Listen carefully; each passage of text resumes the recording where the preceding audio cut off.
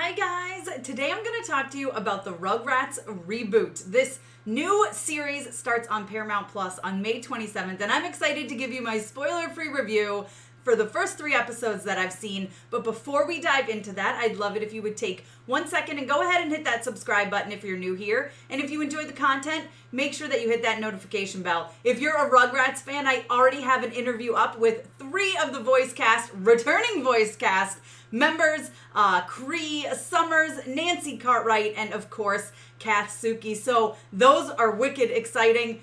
Be sure to check that out. But I do have a couple of more interviews with the cast coming up as well. But yeah, let's dive into this Rugrats Reboot. I'm so excited to talk to you about it. Hey, Tessa from Mama's Geeky here. Thank you so much for stopping by my YouTube channel. Okay, guys, full disclosure, I am a 90s kid, and I love the original Rugrats. I used to watch it all the time. It was one of my absolute favorite shows.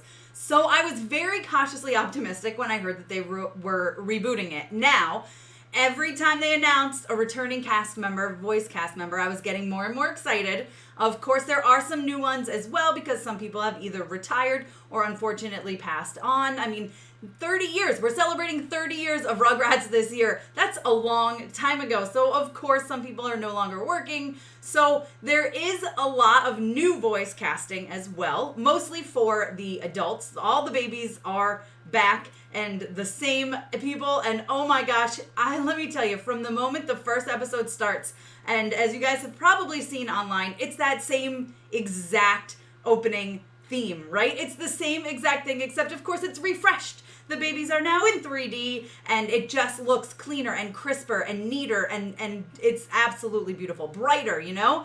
And it's just got that 3D feel, but it's the exact same intro. And I love that they did that. That was their way of showing this is the same Rugrats with a little bit of an upgrade, right? Which is exactly what the first, we say episode 1 and 2, it's a combined one long episode, a part 1 and a part 2.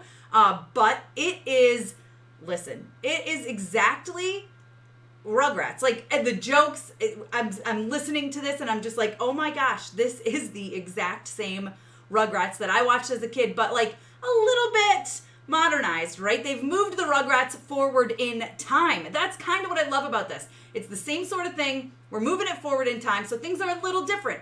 There's cell phones. Dee Dee Pickles is actually now a blogger/vlogger, so she does stuff like going live, which is kind of exciting for me, especially as someone who does YouTube. It was kind of exciting to see her in that world. A little bit more upgrade. Grandpa Lou has a dating app, which ends up being a part of a really hilarious joke in the first episode that I really, really enjoyed. What else? Like, so now it's upgraded again, a little bit upgraded for the times, whereas before it was pretty much implied that Lou had moved in with Dee Dee and Stu, and now they're saying it's very clear that Dee Dee and Stu live with Lou in his house.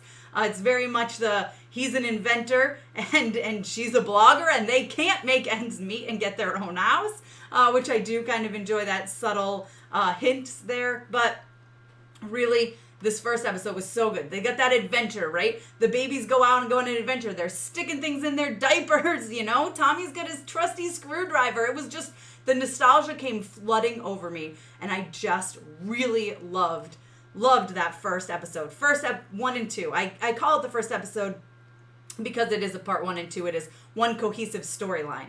Now, I will say the next episode does take a little bit of a dip, right? I was totally hooked and in with episodes 1 and 2. Episode 3, not as good. It's definitely feels less for the nostalgic adults, more for the new generation coming in, more for the kids.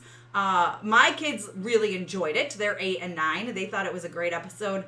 For me, it was just, I don't want to say that maybe the first 2 episodes set the bar so high that this one was kind of like, I mean, I'm still going to watch the next episode. I'm going to continue to watch this series because I really, truly enjoy it, just for the nostalgia factor. But also, it's so amazing just to see these characters again, and it just feels like home. You know what I mean? It just feels like home, and I'm like, I love this show. I really do. Again, it took a dip, but I think it can get back to it.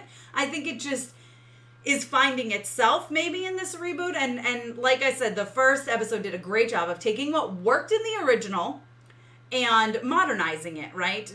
Bringing it up for the times, right? It's this, like I said, it's the same characters. They just move forward in time a little bit so that they are in our timeline now, with not 30 years ago anymore, which is fantastic.